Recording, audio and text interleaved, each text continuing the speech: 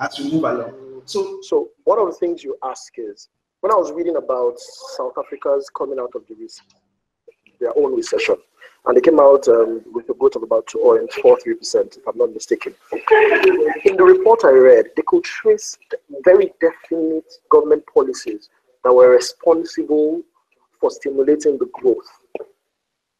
If you followed the American, when there was the global economic meltdown and Obama had to do the stimulus act and all of those things, you could follow what the government did to stimulate growth again. When you ask yourself the question, there has been a 0.55% growth, which is unremarkable in itself, considering the low base that we're coming from. Yeah. Then you ask yourself, what is the policy? Where's the straight line between policy and this growth? You can't find it.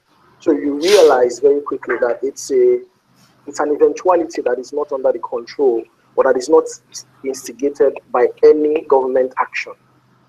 And because of that, you know fully well that once the same or similar set of scenarios that led to the recession comes up again, you are going to get exactly the same outcome. There's going to be a recession. There's been no learning. There's been no correction of course. There's been no restructuring. There's been nothing that has been put in place to ensure that it doesn't happen in this manner again. We have wasted the crisis. We're still doing subsidies. We're still pegging FX rates. We're still making all the mistakes that we made that led us here. There's been no change. So yes, I totally agree with Lloyd. Yeah, but some have, however, argued that CBN's interventionist policy of FX into the market was also responsible for the recorded growth. It seems you do not agree. So a lot of people had said that the CBN needed to take a very specific policy stance. The stance around letting the currency float and all of that. For a long time, the CBN didn't do that. They took steps towards that policy stance eventually. They didn't fully implement it, but they took some steps, and those steps came at the times when the president was away, but they were not courageous enough to take the full steps. Now, because of the steps they have taken, and the fact that there is an improvement in the oil and gas market, they have had access to more dollars. The foreign reserves have grown, so they've had access to more dollars. So if you look at it, they keep injecting FX into the market. That's what is buoying that market. It's not any special policy. It's not anything that has come from a period of deep thinking and restructuring anything. It's simply a case of there's a bit more supply of FX, so the CBN can manipulate the FX market better.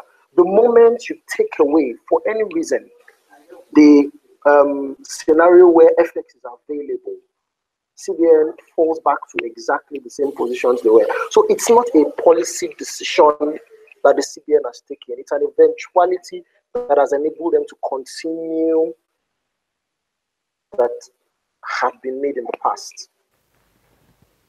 Well, Lloyd, today is saying that what we have right now is a stopgap solution and things are likely to change if situations change. Situations like the fall in oil prices. Is that so?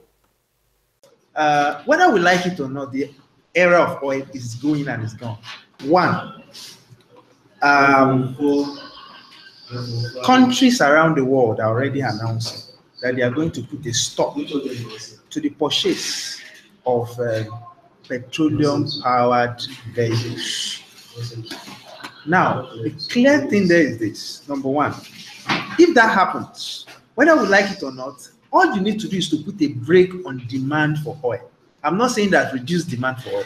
Put a brake, and then before you know it, there's this big load that's already happening in the system, and it affects it. So, if that happens, oil price refuses to rise or even falls, all the sectors I've mentioned, the manufacturing sector, the agricultural component of the whole sector, the trade industry, which have retail trade and other things like that, they all come crumbling down.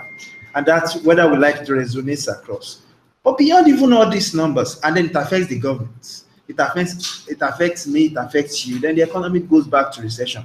Now, during this period of this recession, what particular policy initiative of government had been done or had been actually designed to mitigate these challenges. The reality on ground is that nothing structurally has changed about Nigeria.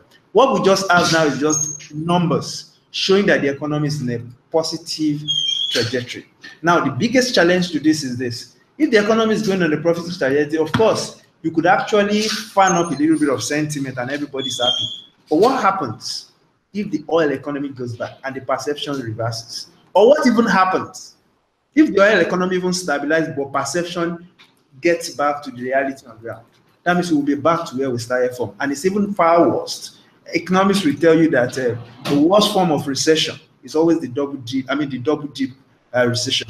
Where you go into a recession, you come out of recession, and then you walk back to recession. It becomes very difficult to convince people to actually invest in that kind of economy.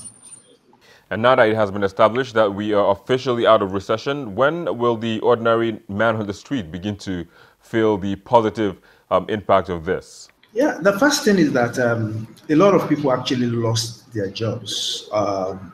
In fact, the numbers was very close to, if I'm right, it's close to about 4 million people. And then a lot of people also walked into the workforce.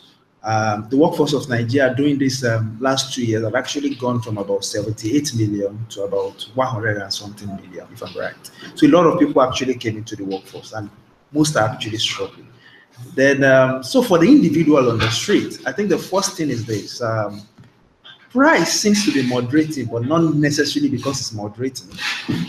When I say price is moderating, I'm not saying price of goods and services are actually falling, but the rate at which they are actually increasing seems to be slowing down. Not because things are a little bit better. If you look closely at the monetary base, we have to understand that the Central Bank of Nigeria have been pumping a lot of money, not directly into the economy, but they have been funding the government. They've been funding the government in quotes, just to put it in context. We have to understand that about 1.75 trillion had been handed over to the states during this period to actually bail out the states. The federal government had got close to about 5 trillion that were printed. Whether we like it or not, this will work itself into the economy. But the problem we are having now is because consumer expenditure, the consumers are not buying things. So don't let me use all these economic jargons. People are not buying things the way they should buy, and business are struggling. So business are reluctant to raise price the way they will have raised it to actually soak in a little bit of money. All right, guys, hold your thoughts for a second. We'll take a quick break, and we'll be back shortly.